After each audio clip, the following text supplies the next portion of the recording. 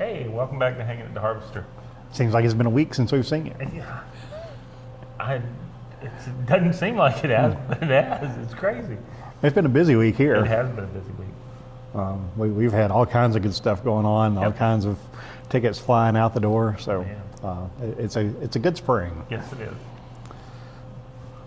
We've got a few new shows to announce today. We've got some fun stuff, but the big announcement last week was Rick Springfield. We can tell you that those tickets will be in short supply. Yes. The first day of pre-sale led us to believe that this show will probably sell out within a few days, if not a few hours, of the public on sale. So those tickets are, as of this recording, they're still on sale, but by the time this airs on Monday night on Cable 12, they may not be. So if you have any inclination that you want to see Rick Springfield, back to the glory days of MTV. I was going to say, if your wife or your daughter has always wanted to see Rick Springfield or wants to see him again, better get on it. Well,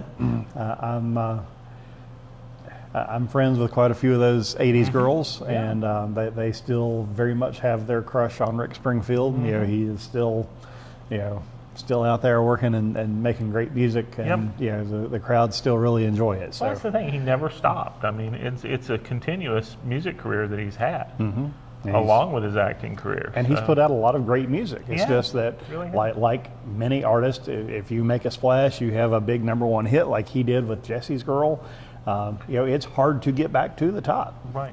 If you're off the radio for a year, people move on. Their tastes change, and they get on to something else. So, just because their taste changed, though, doesn't mean you stop making music. No, we've seen a lot of great artists that have had really great careers that might have only had a few radio hits or not even had radio hits at all. Right. But he certainly has had the hits, and he's going to sing those when he comes here on April 26th. Yep. So, we know that's going to be a packed house. We've got people already from quite a few states that are going to make that trip. So we will enjoy that night. We hope that you will too, but if you're thinking about it, go buy those tickets now. Go to harvester-music.com or call Rex in the morning at 540-GUITARS after 10 o'clock, and certainly try to stake your claim to some tickets for that show. Yeah. Don't say we didn't warn you. Yeah, well, we try to give you plenty of notice. There's a few shows that are right there on the verge of selling out. So we'll go through some of those with you as we go throughout the show. Particularly the March shows, but now also several in April. So as we announce our spring lineup, we're going to have more and more acts that you're just going to have to see. So pick out which shows you want to buy and go buy those tickets now. Let's bring some folks in on some new shows. Okay. On the 18th of April, we're going to have two shows that night. We've already announced Kim Ritchie, who we had a great time with the first time she came to the Harvester. She's going to be on the landing pad. We've moved that show to the downstairs stage. The upstairs stage is going to be another returning act that really slayed it the last time they were here. Really gained a bunch of new fans, and I think those fans, once they find out that they're coming back, will go tell their fans, you've got to come out and see the Secret Sisters. Their latest album was produced by their friend Brandy Carlisle, who took home a few trophies last week from the Grammy Awards. She was nominated for 6 and won 3. That's a pretty good track record. I'll take batting 500 and had every one time. of the best performances of the night. Oh, no doubt. There were a lot of people who didn't know who Brandy Carlisle was. They were like, who is this, and why don't I know about her? Right. Well, if you're not paying attention to Americana, you're really missing out, because that's where some of the best musicians are in the music industry right now. And there's quite a catalog to go back and learn about. Yeah. We had a great time when she was here.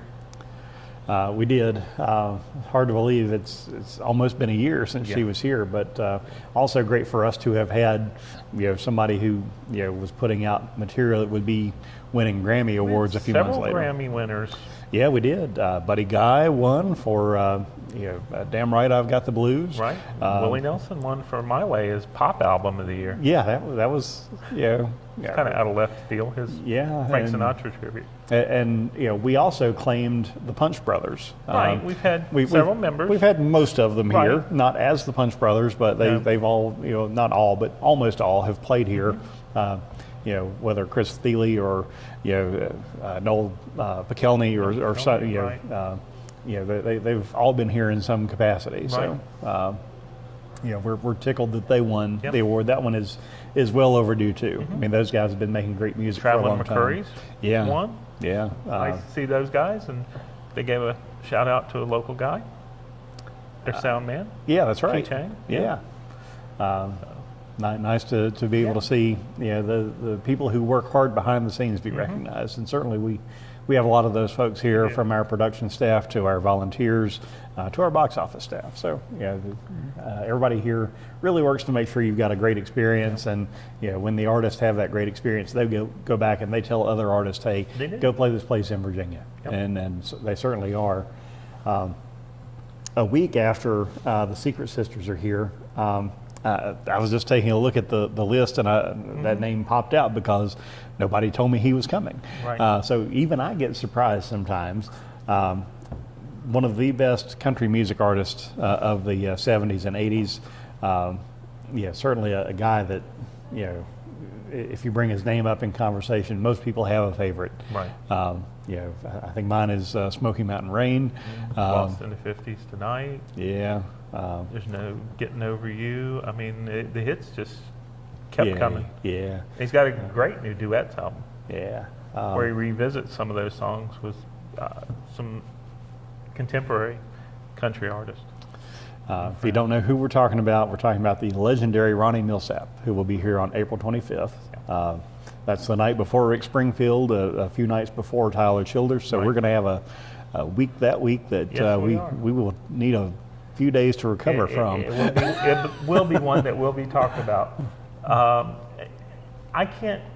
This is another one where you go, how did this happen? I mean, he hasn't played this size room in quite a few years. I mean, decades probably. The last time he was playing here, he was playing at the Berglund Center in Roanoke with our friend Robin Schoen.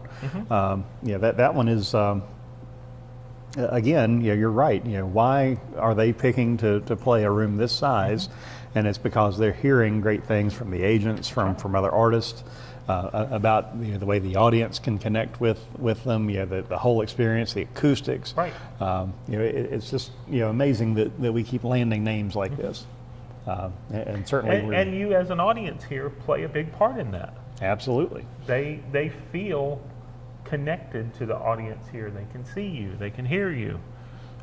They don't always get that in the larger places. Well, and when folks come here and they sing along with you, that's a really special occasion. I mean, a lot of places where the audience can sing along, you're in a big box and the sound is really not too good. Here when the audience sings along with songs that they love and they know, you can hear the heart, the feeling, the emotion that goes along with it. And it's a place that people can go off mic if they want to. Yeah. I mean, we've had that so many times, and they're like, they can hear themselves. They just feel that it's the special moment that they're sharing with the audience, and the audience back with them. Mm-hmm. The first time I can remember the first time that I saw that happen here with Robert Earl King and his band, going totally unamplified and still sitting in the back corner, just able to hear every note, every word perfectly, just like it was amplified. But the audience was so reverential. Chris Christopherson could have done that. He didn't have to be amplified. The audience was so reverential. It's the sort of thing that it's just such a special experience and a special moment for the artists and the fans. That brings up something about concert-going experiences. Be respectful of the artist. Yes. Whether you bought a ticket or won a ticket or however you got the ticket, be conscious that people came to hear the artist. They didn't come to hear you try to carry on a conversation with the artist. Right. And in situations where we have that here, we do try to remove, either ask you to be quiet or to take you out and let you, carry on your conversation out in the lobby. Right. There are appropriate ways to do that. We're a listening room. We have evolved to where we are a listening room performance center, which means that people are here for the music. They want to hear, not everybody sings along. Yeah, they want to hear the artist. Well, there's a difference between a loud rock band and a singer-songwriter performance. Right. And when they're trying to tell a story, or they're trying to lead into something, they expect you to pay attention. I mean, you know, and most people want to. Yeah. They want to be in that moment. They don't want it destroyed by somebody yelling in their ear. Well, and if you're being disrespectful to the artist, you're also being disrespectful to the other people who have paid their money to come and listen to the show. So, you know, that's all. Your right as a ticket buyer does not supersede everybody else's right as a ticket buyer. Yeah, and that's a good lead in to the show that we're going to have on the shows that we're going to have on the 23rd and the 24th. Right. Aaron Lewis has been in the headlines here lately because he said something that, you know, probably shouldn't have said in Texas. Well, but I think I can understand where he was coming from, because the audience was not listening to the performance. He told them, look, you know, listen to the songs, or I'm going to call it an early evening. You know, they still stayed raucous and rowdy. You know, didn't listen to the music, and I don't blame him for walking off stage. I did a little more research and watched the complete audio, watched the video with the audio, and audience members were trying to tell people, shut up, just shut up, listen. This also was not, it wasn't like they didn't get a show. This was the end of his show. He likes to do the last song off mic. That's what he was trying to tell them. I want to do this song, but, you know, you need to be quiet. And he gave them time. I mean, he really did. And then he said, if you're not going to be quiet, I'll just leave and you guys have a good night. And so that's what he chose to do, because they wouldn't shut up. Well, and you know, I don't think he's going to have a repeat of that experience here. I don't either. But I mean, a lot of times, and even the artists have remarked sometimes that it's nice to play here versus being in a bar with all these people yelling and talking and all the, you know, just hubbub of everybody moving about and drink service or whatever. So they appreciate it too. And we rarely have that problem. But well, that's another thing too. If you're coming for the bar experience, you're coming to the wrong place. Exactly. We are a performance center. Exactly. We do serve beer and wine, right, but we don't do it so you can come and, you know, over imbibe, or you know, so that you can treat it like a bar scene. We're not a bar scene. We're a performance center. Right. So, you know, if you want the bar, we've got some really great ones here in Rocky Mount. I suggest you go enjoy an evening there. You know, we want you to come here and enjoy music, but if you're not going to enjoy the music and you're not going to let other patrons enjoy the music, honestly, we don't need the business. So, right. This is for people who appreciate the music, and that's what they want to be here for. Yep. We are about economic development. We are about bringing people to Rocky Mount, but we're also about, when they come here, having them be able to enjoy the experience. And we all enjoy music in different ways, but we should enjoy the music. Right. So, with that being said, let's get off our soapbox. We will. Let's take a quick break. We'll announce one more show coming up in July once we come back from break. Somebody that's returning to the Harvester Performance Center for the third time, and we look forward to his return. So come back with us here in a couple of minutes. Thanks for joining us on Hangin at the Harvester. Live March 11th, Little Feat at the Harvester Performance Center, Rocky Mount. Experience the unforgettable sound and performance of Little Feat on stage. Tickets on sale now. Call 540-GUITARS or visit harvester-music.com. Welcome back to Hangin at the Harvester.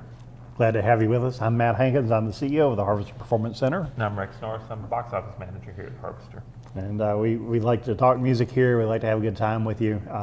If you're seeing this on Facebook, post back, let us know, you know, what you want us to talk about, what you're interested in. You know, we do try to let you in on things as early as we can. And we promised you an announcement for a show in July.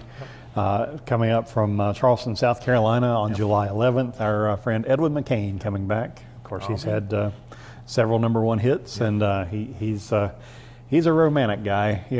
He's a good date night. Yep, so, it is a good date night. And such a friendly guy, and really has put on some fantastic performances here at the Harvester. This will be his third time here. Yeah, he's here every 15 to 18 months, it seems like. So. I'm glad that he discovered the Harvester and that he keeps wanting to come back. And it's a fairly easy trip from Charleston. So, So there's our big July announcement. There, I think that's the first July show that we have on the schedule. It is. But we've got several shows left in February. We're down to 4 at this point. We have our friend Keller Williams coming back on the 21st. On the 21st. If you've not seen a Keller Williams show live, he is a fantastic live performer. He really gets you involved. He's got such a varied collection of music. Hard to believe that one man can make that much sound. Very much like Tommy Emmanuel. Yeah. I mean, just a guitar player that just unparalleled. I mean, they're just amazing what he can do, but you never know what he'll pull out of his bag of tricks as far as song selection. And he's got so many albums out now that I think it's 23 albums. It's a pretty deep catalog. Yeah. But I mean, it could be a Grateful Dead cover. It could be lots of things. I mean, he's well versed in all types of music. He's definitely a musician's musician because he's a great singer, songwriter, but he's also an outstanding musician. So then the next night we switch gears and go from the singer-songwriter side to the rock band side. Yes. Raylan Nelson. Right. You've probably seen her promotions on our Facebook page. She's been promoting the show. She didn't quite have the name of the Harvester right, but it made for some funny moments. It did make for some funny moments. So she's bringing her full rock band here. Yes. Granddaughter of Willie Nelson. Couldn't be more different as far as musical selection goes. So that one's going to be fun. She's got some really poppy type rock songs out, but she is apparently at heart a rock singer. So we're looking forward to that show. And she's not new at this either. She's been doing it quite a while. And this is a Friday night show. It is. So good night to come out and have a good time, celebrate the weekend. But then the 23rd and the 24th, we have Ben Danaher opening for Aaron Lewis. Aaron, of course, former lead singer of Stained, and notably known for the song "It's Been a While," which has been covered now several times, and is a really touching song. And it deals with some pretty emotional topics. But he's got 2010. He went back home. He left Stained and proclaimed himself a country boy at heart.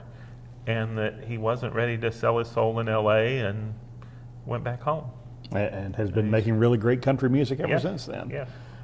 This is he's going to have some new material on this tour. Right. He's got a new album coming out in April, so you'll get an early listen to some of those songs that he's going to be putting out. And we're excited about that. It's going to be a big weekend for us. The first one sold out so fast that they added the second date, and we were lucky to get that, and very proud that they thought enough of the sellout to add another date. We do still have tickets available for the Sunday night show. The Sunday night show. It's not likely that they will last, so make sure that you are buying those tickets now if you're interested. That one I expect will probably be more of a local crowd. This Sunday, yes. Probably, Sunday shows, folks typically don't want to travel as far, or have to take off a day of work Monday to be able to see those shows. I did see some people, once the second one was announced, buy the second one too. So some may be staying over. Yep, there are a fair number that are doing that. And that goes in with the Blackberry Smoke. All 3 days. I mean, I've seen multiple people buy for all 3 days. Because they know they're going to have a different show every night. They know it's going to be a different show every night. That's a most definite. That's going to be one that everybody's going to talk about because, I mean, as of now, they've never played 3 nights in one place. Yeah. This is their first acoustic tour. They're promoting the Southern Ground Sessions EP, but their songs, I mean, if you've watched any of their videos, like at radio stations and things like that, they know how to strip the songs down, but it's still a rock show. It's still a rock show at heart. I mean, it's not going to be real quiet, but it's going to be a different perspective on all those Blackberry Smoke songs you love, and whatever covers they decide to play, which they're known for that too. Well, we're gearing up for that because I mean that's all hands on deck. It is. For us, we'll have a lot of our volunteer staff working that weekend. It's a Thursday, Friday, Saturday run. And by the time this show goes on, Friday night will probably be sold out. Yeah, I would say Friday night's pretty definitely sold out. Saturday night is really close to selling out. Close. Still some tickets left for Thursday. Thursday you have the most tickets to choose from, but that doesn't mean they'll last. Right. Because once people realize that's their only chance, or why not do multiple nights, even if they skip one in between or whatever. Well, and the Blackberry Smoke Nation is a pretty strong one. There are a lot of fans that we had, so many from out of town last time, and they were such not just gracious out of fans. Town, but I've had people buy tickets from Alaska. Yeah. I mean, they have diehard fans that follow these guys, and they know that this is not only a special tour, but if they came here last year, they know how special the Harvester is. Right. I mean, we made a lot of fans. We've had a fair number of those people back for other shows. For other shows, they go, "Wow, I wish I'd have known about this place earlier because you had so and so," and it's like, yeah. Well, sorry we missed you, but glad you know about us now. Now you know about it. We've got some other March shows that are fairly close to selling out too. Little Feat, you want to make sure that you get those tickets for their 50th anniversary tour. Yep. We're the smallest stop on the tour. You're going to be the closest, the most intimate. I think they're playing Asheville the night after or a couple of nights after. I believe so. Which is 7,600 seats. Oh, yeah. But that's Asheville. That's a 4 or 5 hour drive away. Sure. So, come see them here. Come see them in an intimate environment. If you see somebody's playing here, just think about the size that you're talking a 500 seat venue versus 1,200 or 2,000 or 7,000 or an amphitheater or whatever, and you'll kind of understand what the difference is. Right. You don't get this up close personal experience anywhere else. I mean, it's pretty close to just hiring them to play at your house. Yeah. Like Merle Haggard said, I think I've had more people in my living room. Yeah. And we've got so many great new artists, and on the rise artists like, Corey Smith's coming back with his acoustic show, but then you've got Black Violin, which is something that nobody's seen around here. No, like that. And it's such a unique fusion of music in that you've got classical instruments doing hip hop beats. Right. I'm not a huge hip hop fan, but these guys are awesome. Right. I can't wait to see this show because it's going to be one of those transformative type experiences. And it's one of those just think things. How many people may get turned on to classical music because of this? Yes. It's a great thing to bring the kids to. Well, and for me, it's reminiscent of bands like Bond that have just taken the instrument, focused on it, and made it so relevant and such a unique cultural element that you just can't help but pay attention to it. These guys are really talented. They're out of Florida. They just they have such an innovative approach to violin music. There's going to be some fiddling that night, but it's fiddling that's a lot different from most of what we've had here. Exactly. Reverend Peyton's Big Damn Band. If you like slide guitar, if you like the blues, these guys, it's the Muddy Waters version of Southern Culture on the Skids. That's a pretty good way of putting it. Yeah. It's... They are not, in fact, a big band. No. They're a three-piece. But they make a huge sound, and it's going to be a fun night. I think the Southern Culture comparison's a really good one. It would appeal to people that like them a lot. Low Cut Connie. One that we've been waiting on. This show. If you saw the record company here opening for Johnny Lang, and then opening, doing their own show, before they went on to have a couple of number one songs. Yes. Now they're out opening for Bob Seger. Yeah. This is the exact same kind of thing. Catch these guys while they're on the rise. You're going to love the music. If you're a Virginia music person, or if you went to the Jason Isbell show at the Roanoke Civic Center last year, you saw J. Roddy Walston in the business. Right. These guys, Kind of very similar. Yeah. The lead singer plays guitar and plays piano, right. and has a really great band around him. This band, they're going to be something. So don't miss out on the opportunity to see them here. Yeah. We tell people, we had Luke Combs here a couple of years ago. Yeah. He was an opening act. Right. We paid him to be an opening act. What you can't pay to get a couple of tickets for him now. Right. It's one thing to say, oh, this band is going somewhere, but these guys are. Yeah. I mean, they have such an amazing sound. Yeah, they're going to be up on that Grammy stage. Back to the low ticket alert. I mean, low ticket alert. Dwight Yoakam. Absolutely. March 10th. It's a Sunday night show. If you saw him last time, you know what we're talking about. If you didn't see him last time, this is your chance. Mm-hmm. You never know when or if he's going to come back. Right. But he had an opening. I think he's playing Cherokee the night before. He is. And so coming here on a Sunday night, needed another date to fill in. So it was sort of short notice. We had, maybe 7 or 8 weeks to sell the show. But we are running low on tickets. Yes. Don't wait or you will miss out on that opportunity. One of the loudest shows that we've had, but Yes. one of the best shows. And he apparently really loved the place because, typically shows like this go on for about an hour and a half. Mm-hmm. He went 2.5. Yes, he and, did. And we thought he wasn't going to stop then. Right. He was having he a must great have had a time. really good time. Really did. And we had a great time because Yep. we heard his hits. We heard some classic country. We heard some Prince. It was such a tight band. yeah. You can tell these guys have been playing together for a while, and Yes. he's such a music legend that we really are lucky to have him. We're running short on time, but Mike Gordon from Fish. We do want to mention see Mike Gordon from Fish Right. on the 13th. Don't miss out on War. Right. Classic Cuban Afro funk. 50 years these guys have been around. Yeah, and they But- still but sound fantastic. They do, and just But contemporaries with Santana and some of those, Right. that made that funk sort of sound, Yeah. really work out well. Yep. We're lucky to have them here on the 1st. Go check out harvester-music.com. We've got a Facebook presence. We're on Twitter. We're on Instagram.